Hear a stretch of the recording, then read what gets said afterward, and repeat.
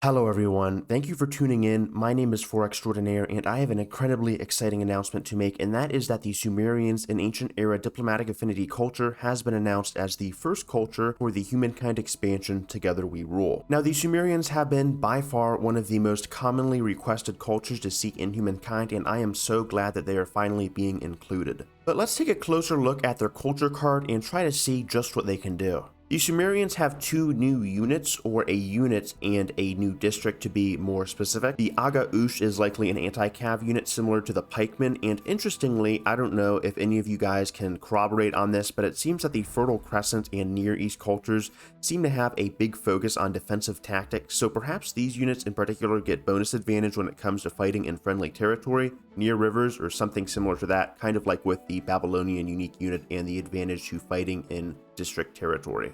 So I am not as sure as to the function of the Aduba aside from the placeholder text. With the military units, you can just see the spear and just speculate or instantly kind of recognize that it's going to have some kind of anti-cavalry function or ability in regards to that and the weapon usage. But for the Aduba, it appears to resemble some kind of library or ancient scripture archival thing. I don't know a better term for it, but we can only guess at what it specializes in aside from leverage generation, the new currency, and presumably it has something to do with science generation as well. As for the Sumerians' legacy trait, we are left completely in the dark here. I can imagine that it had something to do with establishing alliances early, but maybe there will be a bonus to building your rivers or getting civics focused on pursuing diplomacy earlier. There are a lot of different directions that they could take for this culture, as it was one of the first cultures, and because of that, there is not too much known about them, but we can kind of speculate based off of that as I'm doing right now, and maybe the devs have a more creative interpretation from what I am presenting.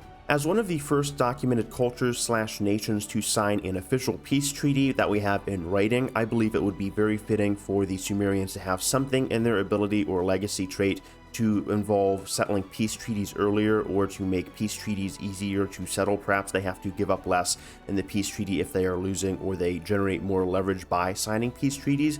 Who knows, but I think that would be very fitting and mesh quite well with their affinity bonus, which allows them to demilitarize territories or provinces for 10 turns to kind of turn down conflicts and make the de-escalation process a bit smoother.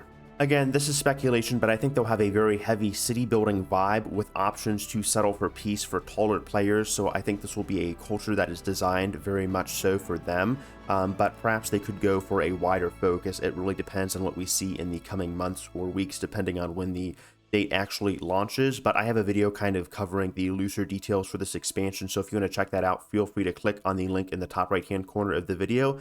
Otherwise, thank you guys so much for watching. Let me know what you think of this video and you think of the Sumerians so far. What do you think of their unique unit and their unique emblematic district, and how do you want to play the Sumerians in Together We Rule whenever it releases?